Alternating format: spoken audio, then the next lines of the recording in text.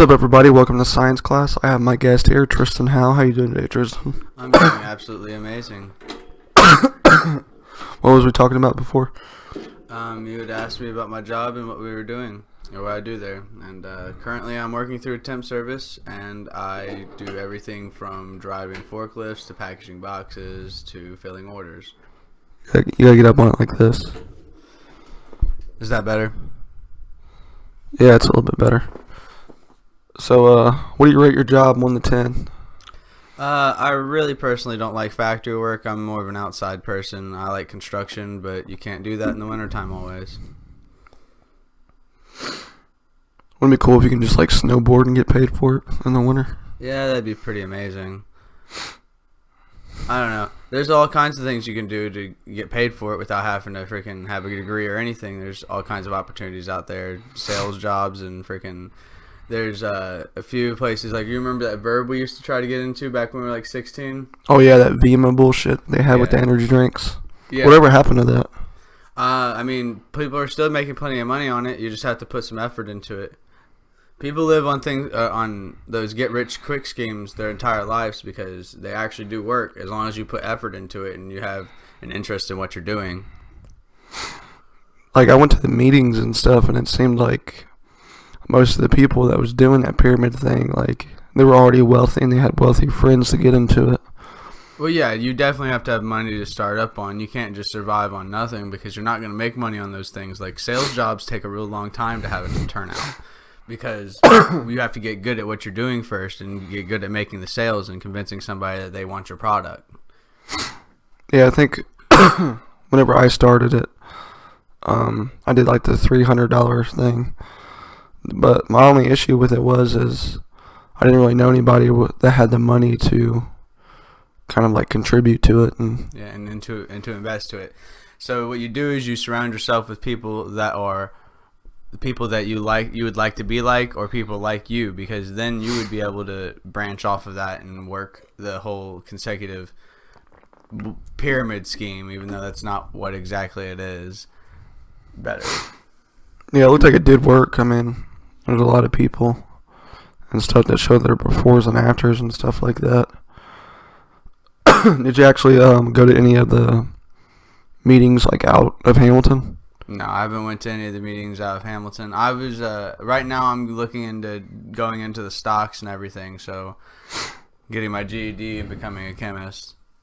Well, me, I think it was Caleb and Philip. We went to one. I think it was kind of next to Kings Island. Whose name was Connor Schaefer, and there was BMWs and Mercedes everywhere with their names on the license plate, and there was a bunch of people doing these big speeches, and this dude had a built-in pond made out of concrete in his backyard, and they had a pet bat in the attic. That's awesome. I know, like, there's cat promotions that will hire you to this place called Kirby, and Kirby vacuum cleaners. You can sell them and you get all kinds of rewards. They'll give you is when you start selling them good, you get all these gold pins that are solid gold and rings, and they go have these junctions where you get together and there's like a bunch of people with a whole bunch of games where you can win money at, and they just give away cars and stuff because that's how much money these people have because they work together consecutively, building a strong company by working together. Yeah, it seems like it could work the way it's ran. But I think it's just a shame that Vima's not a thing anymore. Like, they got in trouble, I heard on the internet. I can actually look it up real quick and see what the situation is with it. But, yeah, apparently they got in trouble for they got accused of being a pyramid scheme and all that stuff. Yeah, a lot of sales jobs, though, are set up loosely based on pyramid schemes because what you do is they get you in there, and then they get you to collect more people to work for them, and then you get a bonus based off of those people. So, like, in Kirby, you can go, and if you get somebody in there with you and they sell a couple vacuums, you get a $5,000 for free. Or you could go and get a Kirby yourself, which they are the best vacuum cleaners you can get out there. They don't break down, and they clean the best. Right here it says energy drinks pyramid scheme. Use college kids.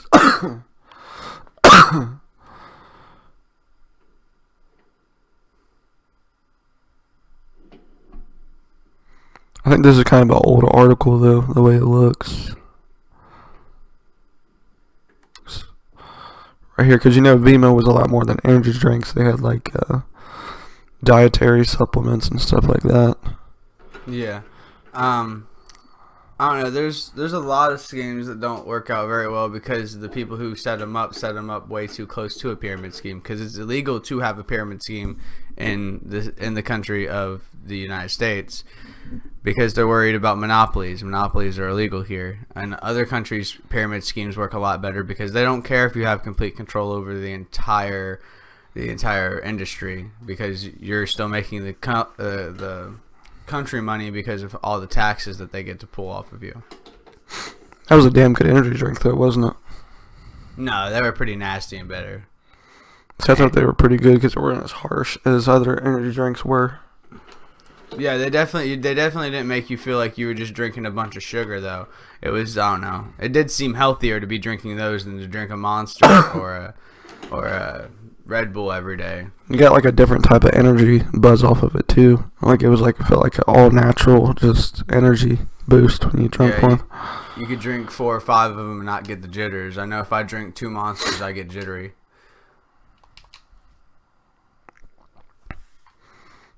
Yeah, the only thing that was cool about it was you can either get people involved in it. Yeah, here it is right here. $65.99. Is that for just one can? Or it's a lot of money.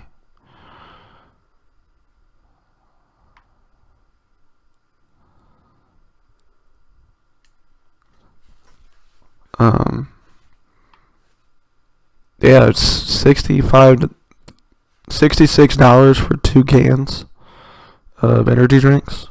Yeah, that's a bit ridiculous. But yeah, like he was saying, you can get people involved in it, and then when they sell stuff, you get money based off of it, and that's why the whole loosely based pyramid scheme is a problem, because you get a bunch of people underneath you, and then those people are making you money, but all the money you make also is making the person above you money. But if you were to, instead of selling to the people and getting people to do it for you, you could sell them personally yourself and still make money off of it. So in other words, they're giving you an opportunity to start a business such as like a small store, and opportunities like that come very far and few in between. Yeah, one of the head guys told me that don't try and sell the energy drinks. What you use the energy drinks for is to give to people and try and get them to join the company. You use the energy drinks as kind of like a social thing. Yeah, I can see where that would work. But I don't know. I would much rather build my own business. There's so many opportunities out there to do so. There's so many ways to. People are far more intelligent than what other people give them. Like, some people might not go get their college degree, but they'll go and make millions of dollars, billions of dollars every year because they are smart, physically or mentally smart, and capable of doing much more than the average human being with all of their added intelligence and creativity. But pretty much anyone can go and find something they love and do it for free, or do it and make money off of it. YouTube is such a great way to make money because you can go and do all your hobbies and record them, and people that are like you, that like those hobbies, are going to watch those videos. And even people that don't do the hobbies yet but envy you because you're already doing those hobbies will be watching them, so that when they do end up having that hobby, they'll be able to have more enjoyment out of it. That's crazy, the thing about what we're doing now, podcasting. I remember back, like, everybody was trying to put music up on the internet, and a lot of people go to YouTube and listen to music, like underground artists and stuff. And now it just came to where all people got to do is upload videos of them talking. They don't even have to sing anymore, they just talk. And thousands of people listen to it on their way to work, or while they're at the gym, or while they're at work. Well, yeah, I mean, I listen to YouTube all the time. I'm constantly listening to mentors and inspirational speakers like, Will Smith and all of those people that are up there, the real nice celebrities, because they're making millions of dollars, and most of them don't have college degrees. Will Smith doesn't have a college degree. Freaking he didn't have one when he started making money. He's went ahead and got some so that he has that underneath his belt now. But there's all kinds of people out there that literally made millions of dollars out of just being themselves and being creative. And I think that's a great, wonderful thing, that there's still that ability in this world to, have that true American dream. Go make yourself what you want. Yeah, you're going to have to work while you're doing it, while you're building your company. But as long as you're working and you come home and you go back to work and build that company on your off time, you will succeed. It's all about the amount of effort and time you put into something. And as long as you truly enjoy it. That's why I like doing something like this. Like, you can upload one podcast every week, but there's really no work that is involved in it. You literally just sit down and talk. I mean, there's a lot of work getting it already, a lot of money invested into it, getting it put together. But once you have it all put together and stuff, you literally just sit down, invite somebody over every week, and just talk. Yeah, and in this case, like right now, we're doing something that we enjoy. What you want to do is you want to build a life that you don't need a vacation from. Because what's the point in being in a life that you're so miserable at that every couple of months you're like, hey, I need an entire week away from everything that I have to do with my own life.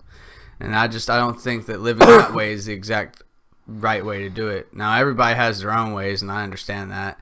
But I know for a fact that I'm not happy with my life in the current moment, and I'm going to continue pushing forward until I'm happy with my life, so much so that I never, ever want to leave my area or be away from my life. See, I have a job that I actually really like. I mean, it's fun. All the people there are fun. I get along with everybody.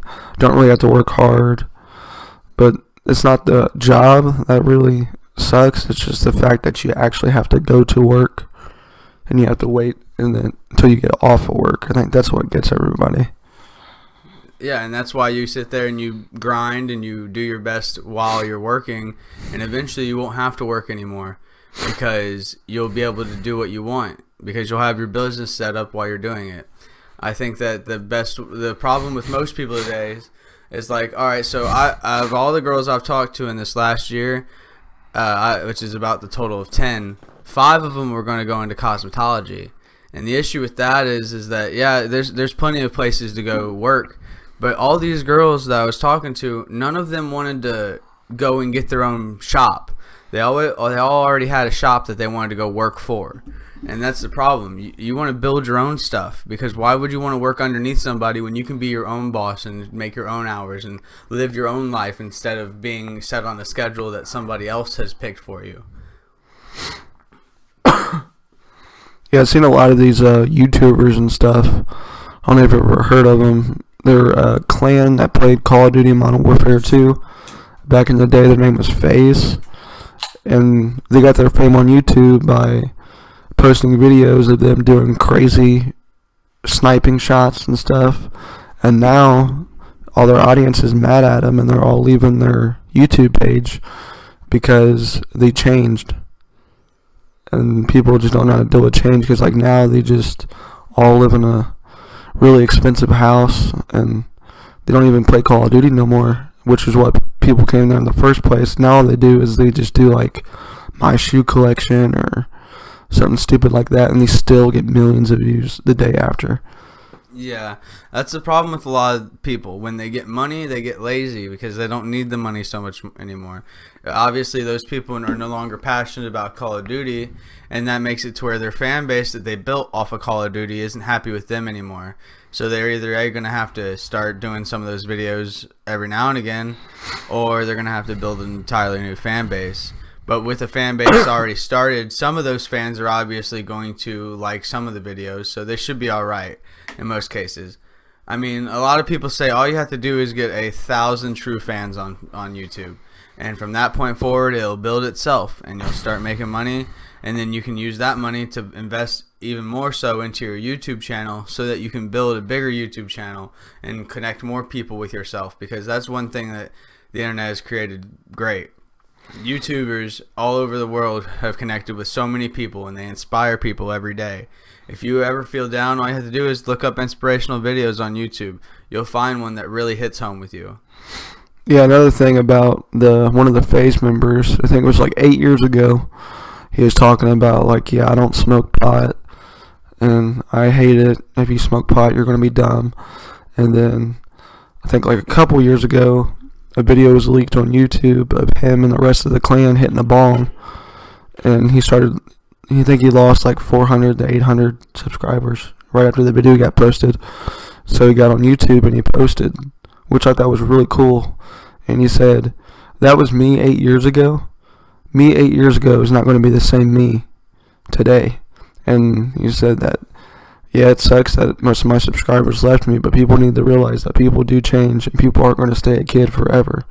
He said now he does smoke pot and stuff on occasion, but he said it feels stupid that his subscribers are leaving him just because of that, and he needs to get the point out that people do change. Even on YouTube, people need to see the change that people make. I was going to say, there's constant controversy over whether marijuana is good or bad. But, I mean, as far as a debilitating drug, it doesn't do very much more or less than alcohol. And I don't see the big issue so much so on the fact that he was smoking marijuana. People do grow and change and create themselves to be a better person all the time. And sometimes they need something to change their perspective of life. So marijuana might have just made it easier for him to overcome some difficult problems in his life at the very moment. And after he got done with those difficult problems, he found that recreational use of marijuana allowed him to have that relaxation, and he wouldn't have the anxiety that he had built all the time, or any of those issues that he was dealing with personally probably helped him subside it. So, we're all humans, we all make mistakes, and we should all be able to do whatever we feel like to our bodies, because your body is your temple, not my temple. So why do I have any right to tell you that you can't inhale marijuana into your lungs for an occasional relaxation or brief time of not doing anything? Well, I think what got him, his issue was he shouldn't have even uploaded a video of him saying, if you smoke pot, you're going to be stupid, and because I think that's where people kind of got pissed off at him, because he says one thing and then he does another. But people need to realize the gap time. It's 8 years between those two videos. Yeah, he should definitely have went ahead and fixed that. Instead of, eventually getting caught smoking marijuana on the video, what he should have done was he should have came out and said, guys, I made a video a few years ago and I don't feel like it's quite right anymore, and I opened my eyes up because I was a very much closed-minded person at that point in my life, and I've decided that marijuana isn't the worst thing in the world, because personally, apparently he doesn't believe marijuana is bad at all. So I think he could have went about that a lot better, but I do also disagree with all of the fans leaving him for the reason of smoking marijuana, because I bet you all of those fans go home every night and drink a cold beer, or they might go home and smoke cigarettes. Everybody's got their crutch, so I don't see why. Or take pain pills. I'd hope they're not doing that, and if they are, I hope they're doing it right, because prescription grade pain pills are a very dangerous thing. But that is what it is. Everyone's got their crutch, and everyone definitely needs it, because most people would go downright insane without their cigarette or their cup of coffee in the morning. Yeah, that's how I am with my dip. Right. Andy's been dipping since I've known him. Yeah, dipping for like 6-7 years. And see, he's bad about it. Like, he tries to push it on people. He's real bad about peer pressuring people. He's like, here, take a dip. Like, he's tried to pay me $20 one time to put a dip in my mouth. Yeah, that's one thing I want to talk about. I seen this. It was on YouTube. This guy, he was doing studies in the University of Kentucky on oral cancer and stuff like that. He's been doing it for 20 years. And he said the results of oral cancer coming from chewing tobacco after 20 years of doing investigations and studies came up to be a 0. And he said the number one causes of mouth cancer and oral cancer is tobacco smoke and alcohol on daily use. What's your opinion on that? I definitely believe that tobacco and alcohol are both very dangerous substances, but tobacco definitely affects people a lot less, because when you become an alcoholic, it changes you in a manner that it kills your liver too. Yeah, that people around you aren't gonna accept you the way they used to anymore, because you're constantly impaired, so you're not that person you were anymore. Addiction's a crazy thing, but I definitely would believe that smoking tobacco would be a lot worse than just putting it in your mouth, because when you inhale tobacco into your mouth, or into your lungs, it goes directly into your bloodstream, as to where if you're ingesting it through your mouth, it takes a lot longer to get into your bloodstream. Because when you take something sublingually or with your tongue, because that's what you're doing when you're chewing tobacco, you're ingesting all that tobacco into your saliva glands. It's a much slower process in the case of chewing tobacco versus smoking tobacco. When you chew tobacco, your effects would come in within 10 minutes to 15 minutes, as to where when you smoke tobacco, it starts affecting you 8 seconds after your first hit. So, I don't know. Yeah, the reason why he started this study is he wanted to make something which is being processed right now in the laws and courts and stuff. It's called tobacco harm reduction. And he said what he wants to do is get rid of the quit or die method. And so he did studies on chewing tobacco, like snus, dip, and then he did it on vaping. Oh, so what he's trying to do is he's trying to find the safest alternative for somebody that's already gotten a cancer to continue to use their product. What he's trying to do is he's trying to get people off of cigarettes, because what the government's telling them is you're either going to quit or you're going to die. You got to do one of the two, and he's came up with two things, which is vaping and chewing tobacco, a way to get people to still have like a hobby, I guess it is, but it would not really affect them as much as smoking cigarettes does. Oh, so his whole goal was to get the awareness that there are definitely safer alternatives to getting your nicotine other than smoking tobacco. Yeah. Oh, well, that's good. Harm reduction is a great thing when it comes to any substance, because there's plenty of substances getting abused every day, even ones that aren't like Schedule 1 narcotics. People go and they'll find their parents' prescription of antidepressants and they'll eat a bunch of them because it'll make you feel messed up. But it's really dangerous to do so because it can mess you up mentally or physically. You can overdose on all kinds of drugs. Even ibuprofen. If you take more than 4,000 milligrams of ibuprofen a day, then that's considered an overdose of ibuprofen. And yeah, it's not going to drop you to the ground real quick, but it's going to destroy your liver, and you're going to have liver failure one day if you eat a bunch of ibuprofen or antihistamines. It's just not good for you. But you have to, I don't know, everything's okay in moderation, I assume, as long as you can control yourself in the situation, because not all substances are bad. Like in the case scenario of, like, say, heroin. Heroin's a really awful substance. It's a very highly addictive, mentally and physically addictive drug that completely changes a person.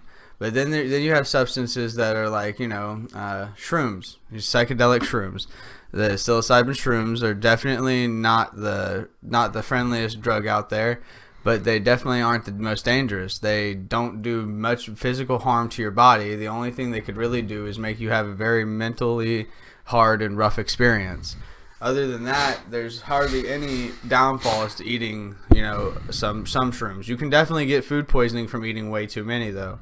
But as far as between alcohol and shrooms, if you were to take an eighth of shrooms every weekend, instead of drinking your alcohol every weekend, you would most likely live longer, because shrooms isn't going to cause liver failure or heart disease or any of the bad things, because it really doesn't do anything. Your body flushes it all out of your system.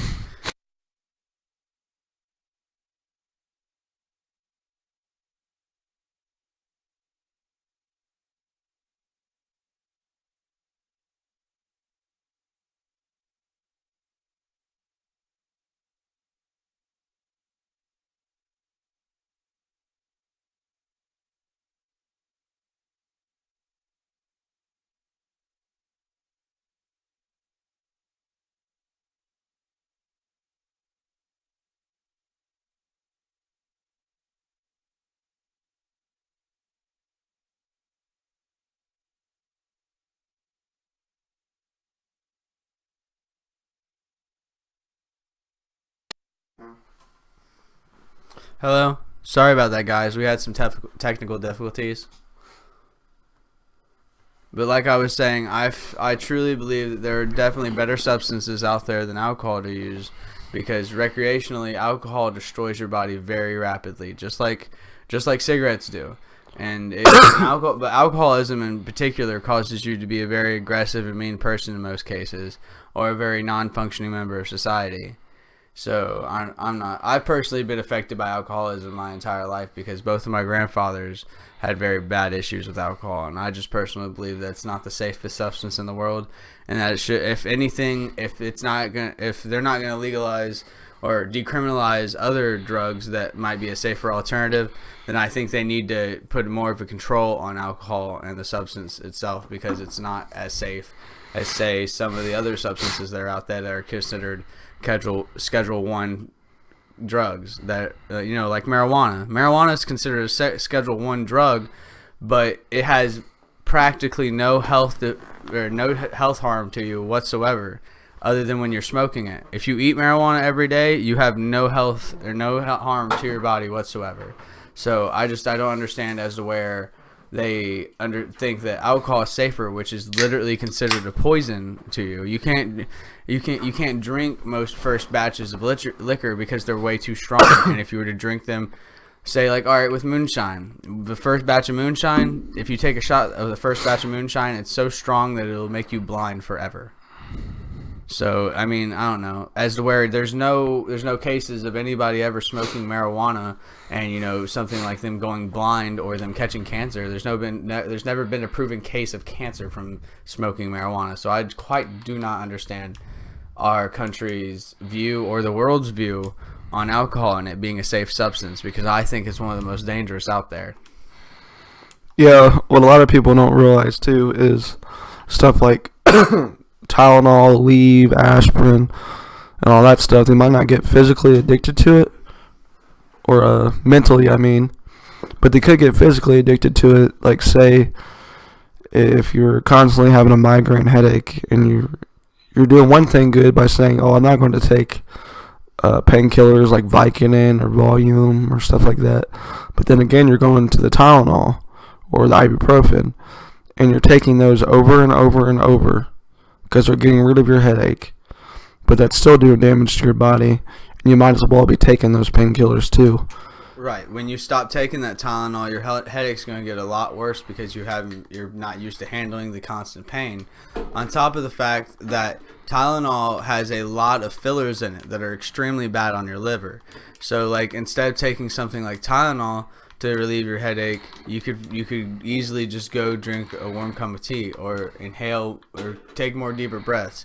If it's a clinical migraine, they have much better places or much better medication, and you need to go to your doctor for it, because those medications won't have all those extra fillers and all those blood thinners and all those things that are going to cause problems with you over time.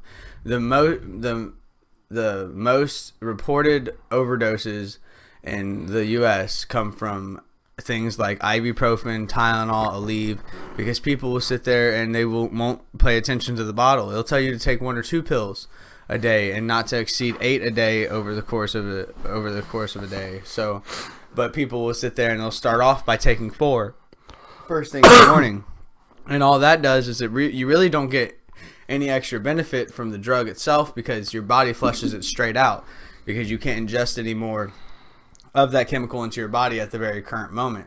So what it does is it pushes all that extra stuff straight through your liver, and that hurts your liver very badly. It's almost as bad as drinking, a 12-pack every single day. If you were to sit there and pop 12 Aleve every day, then you might as well be drinking 12 beers every single day. And 12 beers every day is definitely not good for your health. Your liver That's what will eventually shut down. I don't understand when people with alcohol, like how they get addicted to it. I mean, maybe if they have some issues in life, but I realize everybody pretty much has issues in life and stuff. And I drink sometimes on the weekend. I'll drink, sometimes I won't. But I know people that literally drink every single day, and they say if they stop, you just can't stop. And I don't understand how people deal with the hangover and stuff. Because I've been drinking for a while now, probably about 7 years, and I've never once got addicted to it. And my dad's an alcoholic. My biological dad was. I have a lot of alcoholics in my family. But do you think that's genetics based, or do you think it just depends on your mindset and what you think of it? I believe it's a bit of both. I believe that it's genetic based. So like I said, I've had a lot of alcoholism in my family. So I typically stay away from alcohol. I'm a very social drinker. I only drink when other people are drinking around. See, that's what I do. And I only drink a few because I don't like getting belligerently drunk, because I don't act right when I'm belligerently drunk. But it definitely has stuff to do with genetics. And the same time, it's the person yourself. So like I personally, genetically, I could be an alcoholic very easily because pretty much everyone that's ever started drinking alcohol profusely in my family has became an alcoholic. And that makes me, like, I can't remember the exact statistics, but I remember someone's, I think it was like 80% almost more likely to be a alcoholic. But personally, I make the choice not to drink alcohol consecutively because of that. So, like I said, everything's okay in moderation. Shoot, I don't smoke cigarettes, but every now and again, I'll buy a pack of cigarettes and smoke them throughout the week. Just because I want something to do, or I don't know exactly why, but I never get addicted to cigarettes. Talk against this. You don't see me buying a pack of cigarettes or being worried about where I'm getting my next cigarette from, because cigarettes aren't that important to me, because I don't do it often enough to get that physical addiction. I pick them up and I set them down when I want to. Same thing with alcohol and anything else. You just have to be smarter than the substance you're taking, because the substance is going to take over your body or your mind if you do it too often, because it's going to release endorphins and dopamine into your brain, which is something alcohol, cigarettes, even things like sugar and caffeine release endorphins into your brain that you enjoy. The reason you drink that can of pop every day is because you enjoy the endorphins it gives you when you drink it. Your body. Caffeine is one hell of a drug to quit, by the way. Yeah, I was gonna say that was the worst for me. I was 16 and I was drinking 6 Monsters a day, and I eventually just I was a bad 16-year-old, and I was stealing 6 Monsters a day out of the store, and I eventually just got caught and stopped. And but those first few weeks after I didn't have those 6 Monsters every day, I had the worst headaches. I was irritable all the time. I didn't want to wake up for school or nothing. It was awful. Caffeine is definitely one hell of a drug. It's usually the gateway drug, even though people consider marijuana the gateway drug. But if you ever notice, every kid on this planet, once they've tasted pop for the first few times, always wants some pop rather than drinking some water or juice. Yeah, what's weird about caffeine, too, is you get a caffeine headache, and all it takes is one sip of caffeine and the headache's gone. Right, because your body is telling you you need it. That's your brain, though. The caffeine headache isn't really there. Your brain in person is telling you you need the caffeine, which makes you have a headache. And your brain then, because of what your brain wants, it wants you to go find that caffeine and go get it. Just like in the case that when you're hungry, your brain tells you you're hungry by making your stomach hurt. But all your brain is doing is saying, give me what I want right now because I want it now, and you don't have control of it over it anymore. It's weird how different caffeine withdrawal is from nicotine, because I had both. I never had any other withdrawal of any kind, I don't think. But like caffeine, it's just a simple headache. But nicotine, it's just like you don't know where you're at, pretty much is the best way to describe it. Yeah, it can be complete delirium and cause extreme nausea. It'll make you irritable. You won't want to be around people. You're going to be a lot meaner to people. You'll have a lot more outbursts. Somebody could say something, or say, like in a case, say you hadn't smoked a cigarette in 2 weeks and you were a pack everyday smoker. Say you were to walk down your office hall and accidentally drop some books and papers fly everywhere. You could have a mental breakdown just because of that, whereas normally you would have just picked them up calmly. Because you didn't have the nicotine in your body, it made you so irritable that you naturally jumped to flipping out. And really what you're doing is you're flipping out because you don't have nicotine. Not because you dropped the books and papers are everywhere, but because the nicotine's not in your system, which makes your brain unhappy to begin with. Yeah, actually, I used to have a customer at one of my old jobs, and he said he quit smoking for 20 years. Did it cold turkey. And he said every single day for the 20 years, he still wanted a cigarette. Yeah. That's the mental addiction to it, because that's what most people don't pay attention to. Like, there's these places there's Suboxone clinics or methadone clinics that help heroin addicts move beyond, being a heroin addict. But the problem with their medication is that they are, they're built specifically to keep you from being able to do the drug itself. So when you're no longer taking the Suboxone or the methadone, you then turn around and have that mental craving still, and that mental craving can take you right back to the addiction every single time. That's what people aren't getting. I assume that they're trying to come out with drugs that would release the level of dopamine you'd need to stay happy, because that's the problem, is they have what a lot of people call is serotonin syndrome. they were doing a drug that released an immense amount of dopamine into their brain for so long that they're used to happing that dopamine. So without that dopamine, they become a depressed and hateful person. So hopefully sometime soon they come out with a drug that you can take on a regular basis that releases enough dopamine to where you're not that sad, hateful person without that drug that you don't need. You need it now mentally, and you needed it physically before the rehabilitation of yourself, but you will never get rid of that craving without having some substitute, because the reason you started to begin with was probably because either you were bored or you were going through something hard in your life that you didn't want to handle alone. So if you're given a drug that, you know, gives you that dopamine, it'll help you handle your issues without having a mental breakdown, and it'll help curb your cravings to going back to the heroin or the meth or any of the bad drugs that have got you hooked a lot more. It'll help you with your overall recovery and staying recovered, because in like cases of heroin addicts, 80% of heroin addicts go back to using heroin after they get out of rehab, and it's just because they have that mental addiction to it. They're craving. It doesn't matter. That craving doesn't go away for them. It's like having the best thing in the world and then it being taken away, and it's like, here, it's right here in front of your face, but you can't touch it. And I just feel like if somebody was given a drug to, you know, help curb that craving, that percentage of that 80% of people that go back to it would drop severely, I believe. Hey, I was actually thinking about this earlier. Mind telling them about Helltown, how beautiful that place was?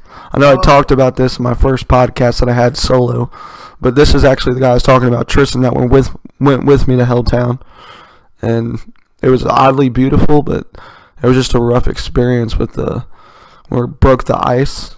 Yeah, and we had to jog back at like a mile. It was absolutely stunning. This was one of the most beautiful national parks I've ever been to in my life.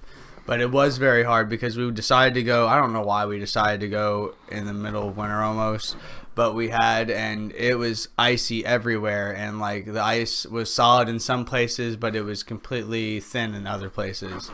And our friend Delaney actually like soaked her feet when we first got there. But she's a trooper and stayed with us for the next 2 hours while we searched for this little tiny patch of town inside the middle of this national park. And the national park was absolutely stunning. There was so many cool things like ridges and freaking the water, the way the water was there, and all the tall trees and ski resort. And there was just so much going on over there. It was a very beautiful and amazing experience. It was creepy and eerie though, because we decided to go, you know, at like 1 o'clock at night, or get there at 1 o'clock at night, because we had actually left Hamilton at like 6 and didn't get there till 1, and then drove all the way back that night, and it was crazy. Yeah, I really want to go back there like sometime in the summer. Oh yeah, we definitely have to go to another expedition. But be there like get there like sunset maybe, or maybe a little bit beforehand so you can see some of it during the day, or take like a drone up there and do some drone footage, something like that. So that we could actually find the location, because that's the worst part about it. We spent 12 hours going there and back, and we didn't even find the location we were looking for. We just got completely and totally stopped and mesmerized by all the beautiful nature out there, because it's like completely untouched, and there's just so much out there to look at, and so many beautiful giant trees and waterworks. There were icicles that were 6 feet long and freaking like at least 3 or 4 feet in diameter at the base. That was up next to Cleveland, wasn't it? Yeah, it's over there by Cleveland. It's about 30 or 40 minutes from Cleveland. Because I remember it being kind of warm here in Hamilton. It was like probably like 50. When we got up there, it was like 30 degrees. Yeah, we left Hamilton, and luckily I had brought an extra coat, because freaking when we got there, Delaney was cold. And it had dropped like 20, 30 degrees while we were heading up towards there. And it was great, though. It was an amazing, beautiful experience. I definitely want to go out there and camp, you know, and everything. It's real cool. And there's plenty of culture and crazy stuff, too. Like the artifacts, the houses themselves inside Helltown, Ohio, are artifacts. They're old and they have so much history behind them, and there's so much eerie things that went on there. You know, we actually missed something when we went there. Right when we park, if you go right where that big house was in the woods, there's like a house that's just chilling there. It has frying pans and everything up on the sink still, and pictures on the wall of family members and stuff. Somebody found it. I think it was 2000. It was back in May 2017. Somebody posted the video. Well, I would definitely want to go there, but I would probably be the guy that brought one of the frying pans home and a ghost with it. I think my favorite part about the whole trip was just stopping in Columbus and just getting lost. Yeah, Columbus is a beautiful place. We got place. So lost, but yeah, the Columbus is a very beautiful city. It's not quite as big as Pittsburgh. I went to Pittsburgh, and that is a very outstanding, stunning place.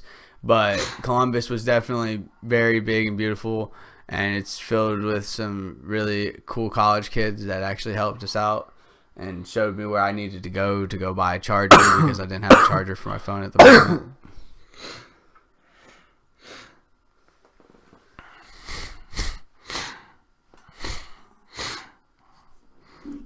Yeah, I really want to go there again, like during the summer. Yeah, I definitely don't want to go there at the winter. Yeah, I definitely don't want to be there in the wintertime anymore. It was really cold and wet.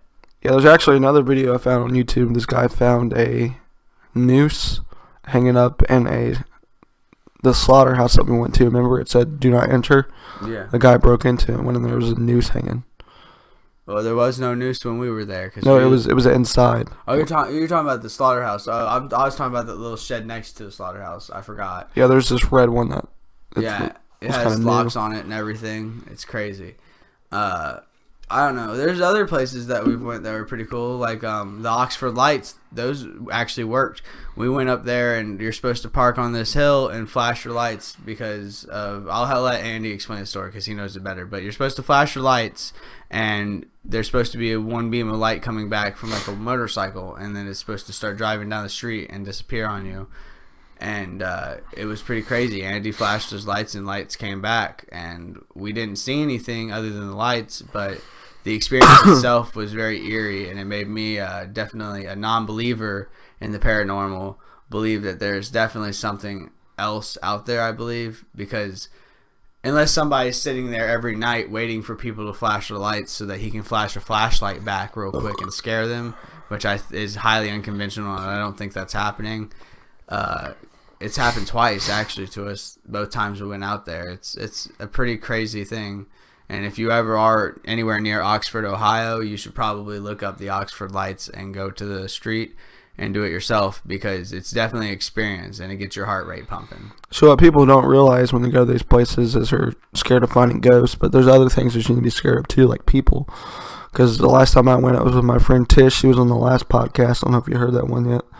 She's the one I did this last podcast with, but yeah, I saw it. I haven't looked at it yet, but we were around to it. I think I was really drunk, and she doesn't drink, so she was smoking. So, but we went to the Oxford Light, and there was this big van came up behind us and parked. So we went out and said, "This is kind of creepy." And then we came back to the same spot next to the mailbox where you're supposed to wait. And then the van comes up again. This van was parked inside the cornfield with their lights off. They came up out of the cornfield onto the road, Earhart Road, and parked behind us. And then we went up the hill, came back again, and they stopped right next to us. And then we stopped next to them too. And then they rolled their window down. We seen the passenger door open, and we just took off. Wow, that's crazy. Remember when we went out there that one time and there was that like wig or whatever in the middle of the street? Oh yeah, the wig and the stick, and yeah. Yeah, and so there's this wig and the stick in the middle of the street, and we stopped to see what it was the first time, and we saw that it was the wig and stuff, and then we came back through. I'm gonna go take a piss, so just keep talking. All right, we came back through, and it was around, or it wasn't there anymore, and then we came back through the third time, and it was there. But it had moved way down the street, and it was like there was no reason as to why it moved so far. There was also like this place called Crybaby Bridge, and we went down there and we parked you're supposed to park your car. It's a single car bridge, and you're supposed to park your car in the middle of it and turn off the headlights and wait, and there's supposed to be handprints that fog up on your doors and everything. Well, that didn't work, so we pulled the car out of the bridge and parked over to the side of the road and came back and started trying to talk to the ghosts, and it was just very eerie out there. It definitely didn't feel right. It felt like a place where people died, and in all reality, a school bus had tipped over that bridge one year before they built the entire ceiling to it and everything, or the cupboard to it. And so we were talking and everything, and we heard rocks and stuff being thrown underneath the bridge. So we went down there, and there wasn't nothing down there to be able to be throwing those rocks. There were no animals, nothing, which is very eerie and creepy in itself. Andy's really good for going and taking you to like some new experience that you haven't done before, because he's all the time bored and trying to find something to do. Definitely a very outgoing human being. Socially awkward as shit though. He won't walk into a store by himself, and he'll make you walk into a store before he ever walks into a store. But as far as like crazy stuff to do, he's definitely very spontaneous and will take you on a magic trip full of ghosts and goofiness, because that's Andy. I was actually thinking about this in the bathroom while I was taking a piss. Have you ever had a lucid dream before? Oh, yeah, I have lucid dreams all the time, actually. I had them before I ever knew what a lucid dream was, and I didn't know that everybody couldn't do it. But, like a lot of the times when I go to sleep, I dream a lot. And, like, usually within at least once or twice a month, I'll realize that I'm in a dream. And before I do get out of the dream, I'll be able to do cool things. But the thing about lucid dreaming is once you realize you're in that dream, you don't have very long left, because you get excited and your heart rate elevates. And when your heart rate elevates, you wake up. So, but like I like to do things like when I'm lucid dreaming, my favorite thing to do is look straight up, and you can just fly. You can just think. Anything you think of will pop up, and it'll happen right then and there. See, what happened to me was I only had one lucid dream. I laid my son down for a nap, and I turned on this, usually turn on like sleeping music. And I didn't look at it. I figured it was just sleeping music for babies. Turned out to be some type of Indian tribe sleeping music shit. I don't know what it was, but I was laying in bed, and I felt like I was still awake, and then all of a sudden I was in space. And then it was just like a blank canvas with stars, and I could literally add anything I wanted to my dream. All I had to do was just say something, and it just appeared. And I was plotting my dreams out and everything. It was probably the coolest experience ever. Yeah, one of my coolest experiences with lucid dreaming, like back when I was a little kid, alright, the reason I originally started lucid dreaming was I used to have a bunch of nightmares when I was a kid. Well, I realized that if I wanted to wake up, all I had to do was think about waking up once I realized I was in a dream, close my eyes, and when I opened my eyes, I would be awake. So that was before I ever knew what a lucid dream was. When I learned what lucid dreams were, the first time I had a lucid dream after realizing what they were, it was in school. I was a very bad kid in school, and I was going to this program called HASP. It's for kids that aren't fit to be in school with other kids. I remember HASP. I didn't go to HASP though. I went to Rescue. It was in the same building. Yeah. It was over there at the McKinley Kindergarten. Yeah, but rescue's for people that are having trouble and want to finish graduating and everything. No, it was for it was out of school suspension in middle school is what it was. Got in trouble. Yeah, most people don't get in trouble to get into Hope or Rescue is what they call it now. But I had gotten in trouble to get into Haskell. I was sleeping, and all of a sudden I'm like in this very big war zone, and everything's going down. There's a bunch of shots fired and everything, and I'm scared as shit. And I just looked up, and I just wanted to fly away so bad. And all of a sudden, I just take off and start flying. And I fly right into this building. I'm like, how did I do that? And the next thing I know, I woke up. And then I went home and looked up lucid dreaming and looked into it. And I figured out that I had been doing it practically my whole life naturally. And see, it usually comes with like a higher self-awareness, or like not self-awareness but awareness of others. So like I personally can talk to somebody, and when I talk to somebody and they're telling me their problems, I feel for them extremely hard. I have a lot of empathy naturally, which indicates of a next level thinker, which is usually what happens, or how you get lucid dreams in the first place, is that you are in a position of being a next level thinker. But there's other things you can do, like in Andy's case, you can listen to music and stuff, and it definitely helps a lucid dream. It helps you realize that you're in a dream because there's things going on outside that keep you connected to the real world while you're having those rapid eye movements in deep sleep. So like I listen to creepypastas every night as I go to sleep because I have a problem going to sleep. I'm an overthinker. I think too much. So if I don't have something playing in the background to keep my mind off of stuff, I'll sit there and stare at the ceiling for hours before I finally get to sleep. So, I mean, a lot of the times these creepypastas, when I'm dreaming, I'll have these crazy, scary dreams, but I'll go back and listen to the creepypasta, finish listening to the creepypasta I was listening to before I went to bed, and all the stuff will be connected to that creepypasta. And it's really cool because the way your brain works is that while you're asleep, you feel like you have no awareness of anything around you, but really your brain has awareness of everything around you at that moment, and it's definitely doing its best to keep you in a safe situation so that if you were to need to wake up very quickly, you could. There's been plenty of studies shown that if someone is staring at you while you're sleeping, you'll naturally wake up within 5 or 6 minutes of prolonged contact. It's almost like you feel the presence in the room, because I've had that happen before. Like somebody's walked in the room while I was sleeping, and I just immediately woke up because I felt that somebody was in there. Yeah, like there's been plenty of times where like, all right, so like 2 weeks ago, I was waiting for my landlord to show up to pick up rent, and he works a third shift job, so he's usually not up till very late. So I was waiting around for him, and I eventually passed out. Well, before he ever knocked on the door, I felt like I needed to be awake, like someone had just knocked on the door and woke me up. And I woke up, and 2 minutes later, my landlord knocked on the door. And it's because I had been anticipating him showing up, and then I'd passed out, and then my brain automatically said, hey, wait, you're supposed to be awake. And it was just perfect timing. It was odd.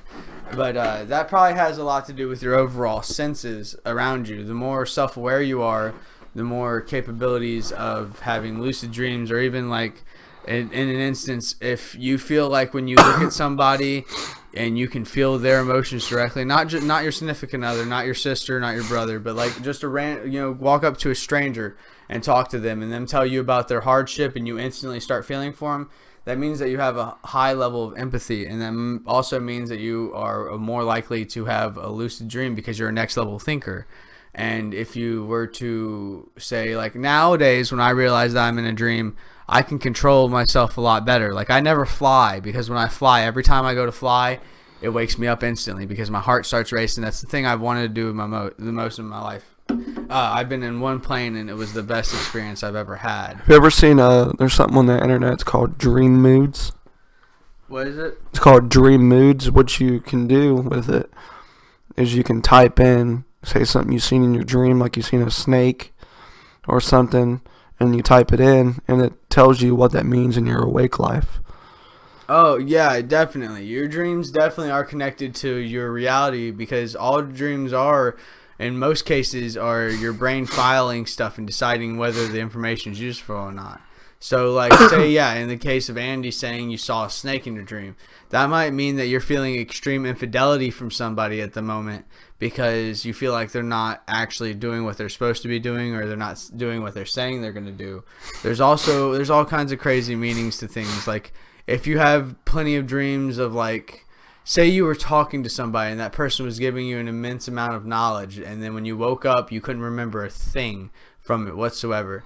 That typically means that you're a very knowledge-thirsty person, or that you didn't get full closure with somebody before you and them either stopped talking or they had passed away. In that case, you need to go do some soul searching, or you need to go find that person and finish what you have to say. Yeah. Even if what you have to say is stuff that's not going to change the fact of what went on or what happened to you, it will definitely help get it off your mind, and you won't be as worried about it anymore.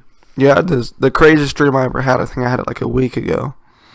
I was back at my dad's house, and the way the house looked was the way it looked in, I think, about 2000, because we redid the house and stuff, and the living room was in a different room. And what was weird is the dogs that I had when I was younger were still alive, and both my parents were still alive and stuff.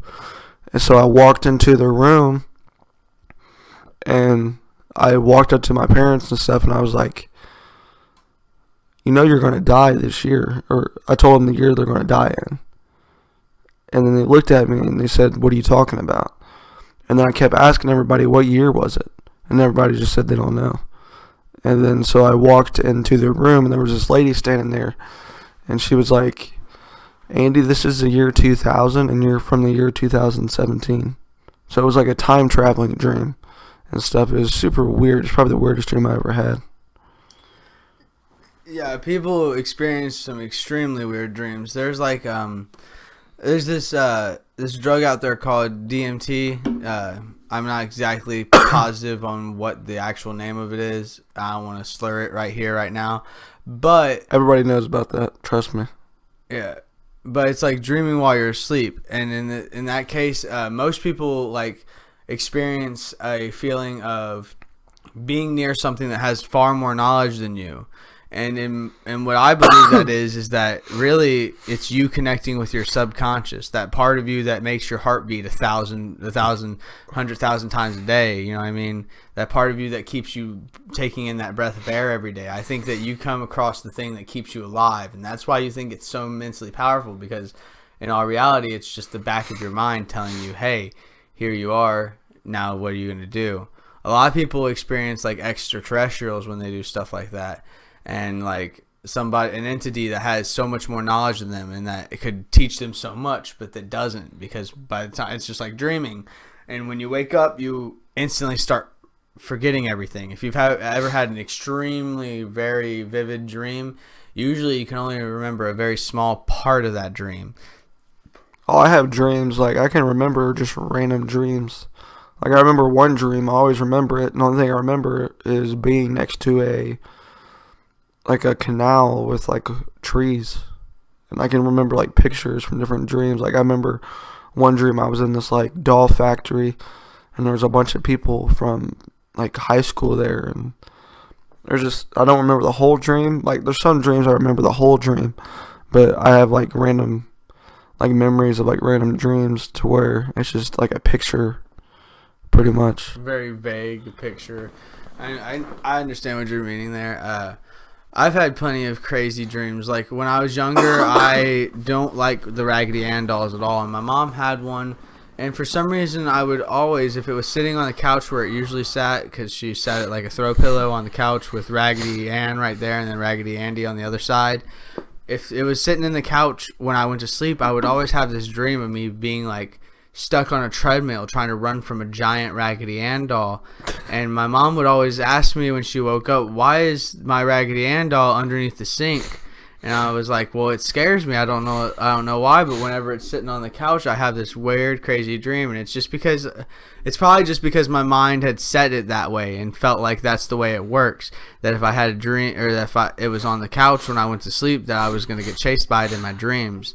So it's crazy how the human brain works, and everything. Dreaming actually is a lot of your dilemmas and problems you're going through too. Like there's plenty of instances where I've had a dream personally about a situation that was going on in my life, and it helped me, or it confused me even more so. Like with my little brother, I used to have dreams of him all the time. Me and him have had a lot of problems because growing up we've had it pretty rough, and I've tried to take care of him a lot. But it puts it to where it's kind of like I'm trying to be his dad, and I'm not his dad. I'm his older brother. You know what I mean? But like a lot of the times when I go to sleep angry at my little brother, I'll wake up and I'll feel completely different about being angry, because I've worked it through in my head, and I'll wake up and apologize to him and explain to him that I didn't mean for all that crazy stuff to happen like it usually did.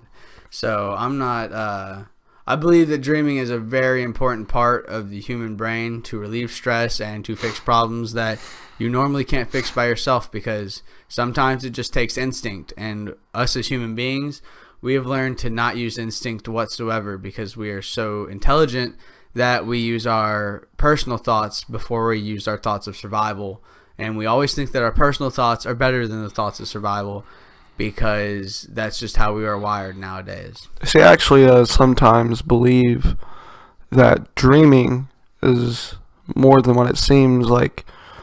I think of religion when it comes to dreaming. Your dreams are based on your awake life, what you're going through in your awake life. And what you're constantly thinking and seeing in your awake life goes towards your dreams. I was thinking, what if religion is the same way? Because each religion tells you, like Christianity, for example, they say you are not to believe in any other religion. If you believe in any other religion, you're going to hell. And I was thinking that what if, because everybody has their own religion, mostly, like each country and stuff. What if what religion you believed your entire life, you spend your entire life believing it and thinking about it and knowing that's going to happen. And if you die, then that happens because your body believes it your entire life. So if you're like Buddhism or something like that and stuff, like, and you, what's Buddhism again? Isn't like where you like reincarnate? Reincarnation. So yeah, you believe that your entire life you're going to reincarnate. If you believe you're going to go to heaven, you're going to go to heaven. Like, what if it was like that? I think that's the way it should be, because it's like a dream. When you die, it's like a dream. See, that goes back to DMT. That DMT is so every human has DMT in their brain, and it's a small sac in there, and it releases somewhat when you're sleeping. But what it's really meant for in most cases is when you're dying, it releases completely. So it's to help you calm down and relax before the end.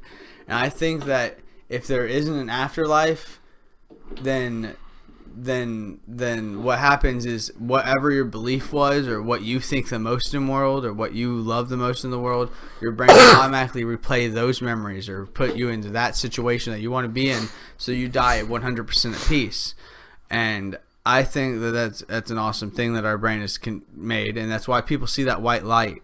And that's why people always, when they come back, they have this amazing vision of something that happened while they were dying. And it's because your brain released all of its DMT at once because it thought you were going to pass away and was worried that you were going to pass away an unhappy individual. The brain wants to be happy. That's the main thing about the brain. The human mind is a very selfish thing by nature. Now, whether you're a selfish person or not, that's you. You curb that yourself. But as far as like wanting for itself, the brain naturally wants for itself. So when you die, it will want to if you believed in God or heaven, it would most definitely make sure that that's what you felt you were being embraced by at that very moment. If there isn't a God or heaven, I do understand. I'm personally an agnostic person. I think it all really depends on the person. Yeah, exactly. It definitely depends on the person. If you believe there's a God in heaven, there's going to be a God in heaven. That's what I think. Right, in the end. Yeah, that's exactly how I feel. In my opinion, I'm personally not too of a religious person, but I'm a very spiritual person. I'm a very zenful, one for all for one type person. I will do anything for somebody. I will give people plenty of extra opportunities. Just because I'm not religious doesn't mean I'm not spiritual. I definitely feel like there's a connection to every human being naturally. I can definitely see lots of things going on in this world that aren't quite explainable, but I'm not positive that there's a God out there, but at the same time I'm not positive that there isn't, or that there is, if you get what I mean. I'm very on the line about that. I definitely know that there are some great, amazing things on this planet that I have yet to see, that I definitely need to see, and I definitely want to go and experience different religions with different tribes around the world. That would be one of my favorite things to do, is to go and go over to the Buddhist monks and train with them for a year, and then go to Africa and hunt with the Swahili tribes and learn all their crazy stuff. I love learning about the Mayans and anything to do with religion, because religion is a great thing. Can you do me a favor real quick? Wrong purposes. Can you throw this away for me and then grab me a can of dip out of one of those logs and my spitter up top? Yeah. The trash can's in that glass right there.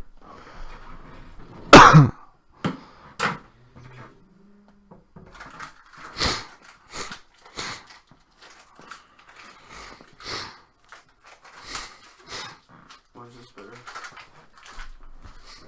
Up top.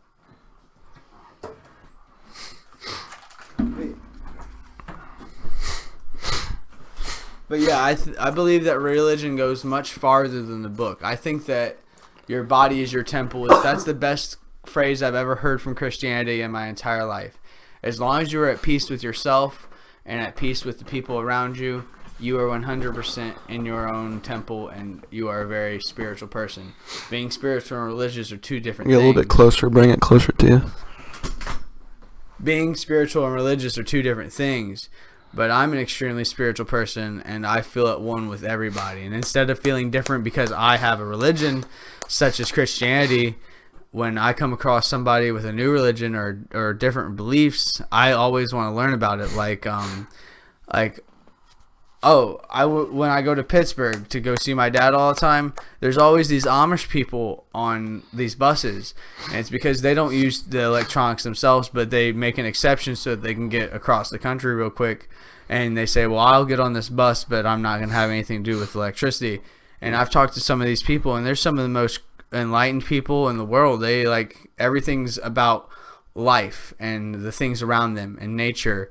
And they're very loving and kind. They can be mean and aggressive sometimes. They do not like outsiders, but it's because most outsiders are closed-minded and make fun of the way they decide to live. Whereas I'm a very open-minded person and actually envy the way they live, because I could live like that, but mentally it'd be hard for me because I've gotten so used to electricity and all the electronics. So as of this point in my life, I feel like it'd be very hard for me to go and live that Amish lifestyle. But I believe that Amish are much more enlightened than the natural person. Just like I believe someone from a Swahili tribe would be a lot more enlightened than the average person because they know hardships. I believe that the simpler your lifestyle is, the more humble you're going to be.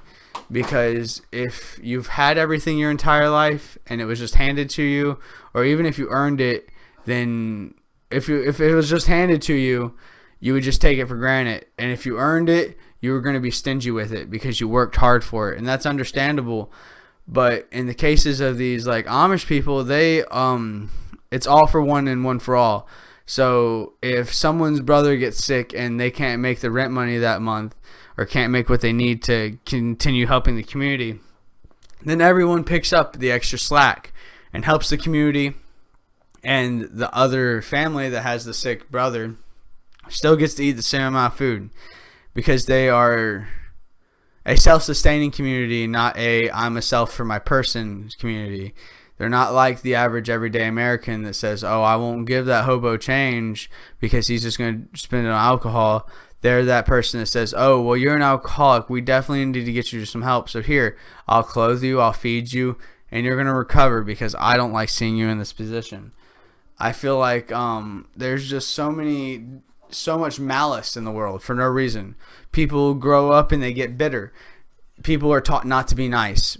You're taught to be nice until about, the midway through your high school years. But then you learn that people are mean and hateful, and that takes the niceness out of a lot of people. But I feel like you should always be a loving, caring person, even to your worst enemy, because if you aren't, then in your life you have malice in your heart. And if you have malice in your heart, you definitely didn't learn from the situation you were supposed to be in. So say you were in a relationship for 5 years, and all of a sudden one day this female tells you, oh, well, I don't feel that way about you anymore, and it's time for us to split up. If you are to go off and get angry and, go and spray paint vulgar, mean words on the side of her house, or if you were to, do anything in manners to harm her or to get back at her, then you have malice in your heart and you didn't learn from that situation. You should definitely take a step back and realize that you weren't you just talking about, different cultures a minute ago?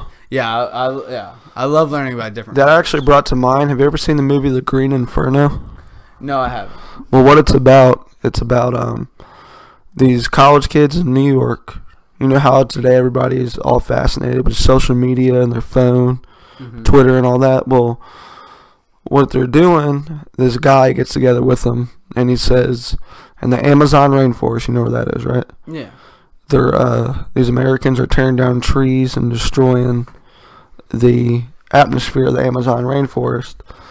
But the thing is, there's still native tribes that still live out there in the Amazon rainforest. And you know how different they are from us. That's where they live. They're not going to get into a civilized culture. They're going to stay there, and they're natives. But what they do, they're not interested in actually going there and stopping them from tearing down the trees and stuff. What they're interested in, well, the guy is, but what the college kids are interested in is sharing it on Twitter and the social media aspect of it. You get what I'm saying? Mm-hmm. Well, they go there and they stop it from happening. And they come back towards America to get all the fame and stuff. But on the way, the plane malfunctions and it crashes right in the Amazon rainforest. And this native tribe captures them. And they actually turn out to be a cannibal native tribe. They eat other people. Yeah. And they think, because they don't even know English or nothing, they think that these people that crashed are the people that was trying to destroy their land. So they capture them. And naturally go to sacrificing them. They eat them and everything else, like alive and everything else. And the girl, she makes it out alive. This girl that was in the group. And they ask her what happened and stuff like that. And she says, nothing happened. Which that kind of pissed me off of the movie. Like, if that was me, I'd be like, these motherfuckers captured us, they ate us, and stuff like that. But I guess she kind of felt sorry for him. It's just a great movie to watch. I mean, it's horrible acting, and it's a little bit on the gory side, a little bit too gory. But the plot, if you actually know what the plot is, it's amazing. The overall storyline is very crazy. He's actually the guy, he's probably my favorite horror director. His name's Eli Roth. He made Cabin Fever. Yeah, I liked Cabin Fever. And he made Hostel. Yeah, so yeah, Eli Roth is probably definitely. I love horror films and stuff like that. It's a fucking great. I'll have to show you the trailer after the podcast. It's a great fucking movie. But that the reason I believe that in what they were trying to put, it was she said nothing happened because of all what we've done to people to make them be that way. She took into consideration that tribe had acted in its manner because it watched a bunch of white men go through its entire area and just they had bulldozers. Shit. They were tearing down trees. Yeah, people go and just literally bulldoze down trees. They don't check if there's animals in there or anything before. No, they just take massive amounts of chunks of forest. And it doesn't matter if there's animals in the way and they die or get sucked up into the machines that collect the wood and tear it to pieces. The humans don't care because humans are all about money. The most fucked up part of the movie, before they went there, they were looking at something that they do to Native Americans, the females in the tribes, what they do to make them a real woman, they remove their private area. And this girl, the same girl that I was telling you about, was watching a video of it. And they're talking about how some of the tribes are in the Amazon rainforest still today. And she goes there and they capture her and they almost do it to her. Like live there on the camera. They almost take her private part out and sew it back together and stuff. But something happens, I forget, like they escape and all that. But it was really close to being done. But she still managed to forgive him for that. And I guess she just kind of realized, like, their perspective of things. But it's a gory ass movie. Like, this dude gets his tongue ripped out and eaten while he's alive. This dude gets tied to a pole and eaten alive by ants. It's fucking brutal. The movie is brutal, and it's probably real. That's what I like about Eli Roth. Is stuff like this really probably does go on. Yeah, like Hostel, for example. True story. Yeah. I don't know. It's definitely not based off of a true story, but one of the best horror films I've watched. It's really a horror comedy film. It's Happy Death Day. It just came out, and it's about this girl that on her birthday she dies, and for some reason when she dies she wakes up every morning stuck in the same day, and she goes through and she's this really snobby, beautiful girl that has learned to be snobby because she's beautiful, and she had happened to sleep with this one guy, and this one guy just helps her. Keeps on trying to help her every single time she wakes up. He remembers nothing. She remembers everything from the day before. So she has to remind him if she wants him to know again. But like no matter what situation she put him in, he always did his best to help. And yeah, he's the nerdy guy that she got drunk with and slept with, and actually didn't sleep with because he didn't sleep with her while she was drunk because he felt like he was going to take advantage of her. And it's just a very, very heartfelt movie in the end because it shows that you shouldn't always judge books by their covers, and you shouldn't always act as you naturally do, because you should think for others and be empathetic, because without empathy, you're not a human, you're an animal. Animals do not have empathy. When it comes down to it, animals aren't going to help other animals in most situations, because they're more worried about survival than themselves. So emotions like empathy are what make you a human, and what make you yourself. If you don't care about somebody else, then you definitely need to revise the way you feel about life, because you're either a very down person or you're a very for yourself person. And being a very selfish person in the end is going to make you probably very wealthy and successful, but you're going to be all alone with that wealth and successful. And let's be honest, none of us want to be Ebenezer Scrooge, because he definitely wasn't a happy person until, he got visited by 3 ghosts and passed away. Yeah, it'd be nice to be rich, but the thing people don't realize about rich people is they're never satisfied. They're just as bored as we are, because they don't have anything to do, because they don't spend their money on everything they wanted to do when they were poor. And the problem with that is that they don't realize that they need to be spending that extra money on being a humble person and bettering themselves and bettering the country and bettering their situation or the people around them. Because if you're a successful person, then you should definitely share that knowledge with other people, because you need to help anybody and everybody you can. If you're all for yourself your entire life, you're going to either end up dying alone, or you're going to die with somebody that married you because you're a successful person, not because they love you or because they love your personality or the way you act, but because you are the person that has the money and can provide for them constantly no matter what, and they can take that money when you pass. And the other thing is they're constantly going on vacation, which really isn't a bad thing. And that's what I want to touch up on is vacation. When's the last time you've been on vacation? Like on an actual vacation away from home? The last time I left away from home for a vacation on purpose, or just for a vacation, not to move out of the country or anything or city, was to Pittsburgh, to my dad's house, and it was pretty cool. But I mean, I don't really count that as a vacation. I have to go visit my dad because he lives in Pittsburgh and I live in Ohio, and there's just a big distance between us on most points. See, what I like is the vacation that I went on last year. It was still in Ohio, but it was in Salina, St. Mary's, the largest man-made lake in Ohio.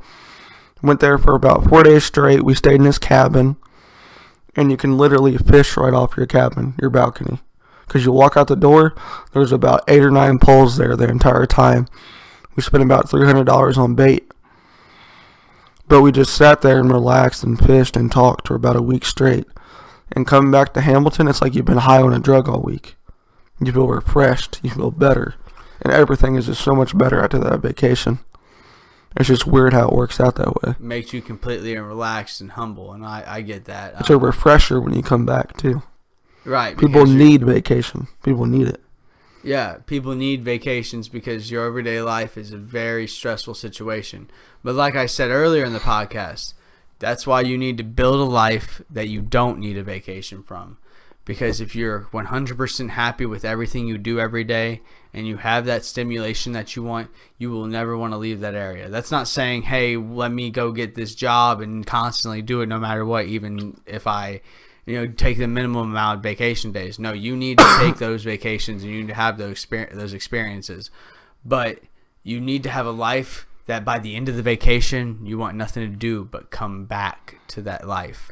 Because that your life is exactly how you're going to feel for the rest of it. So if you're not happy with your life, then you most definitely need to change something about it.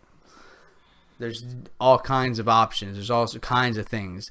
If you're currently making, $20 an hour and you work 40 hours a week, turn around and talk to your boss and cut that 40 hours a week down to 30 hours a week, okay? And use your money to invest into a situation so you can have your own business or your own company or something to make you money in a way, or until you can build a YouTube channel big enough to where you can go and people love watching about their hobbies. So say you love doing mountain bike climbing or riding down mountains on a bike. You could totally make an entire podcast about that and GoPro and everything like that, and you would have plenty of subscribers and followers because they're just going to want to watch that because they're anticipating when they get to finally do that. And you can explain to them on how you got there and what makes it easy for you to do things. And it could definitely help you in life if you were to be able to help others. Because I don't know if you guys have ever felt, but when someone looks at you and honestly says thank you, not like, oh, thank you for this candy bar, but like, thank you, you really honestly changed my life and helped me in this way. I don't know about you guys, but personally that makes me feel like I'm 100% on top of the world and I've done exactly what I need to in life. See, that's where my podcast is different from others, because everybody else, they always have a topic on all their podcasts. But what I do is I like to make every podcast different because each guest is different. Each guest has something different to talk about, which makes each episode different, which is what I really try to do, because each guest is going to have a different story, a different background, where they came from, what they like to do. Like me, everybody knows with my YouTube channel, my hobby is gaming. But I can't talk to every guest about gaming because everybody's different. Everybody's not going to be able to relate to gaming.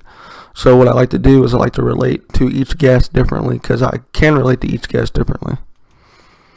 Right, because I've known Andy since I was 12 years old, and yes, we do not have most of the same hobbies. He loves to fish. I cannot stand fishing. I'm not a person that sits still for very long at all.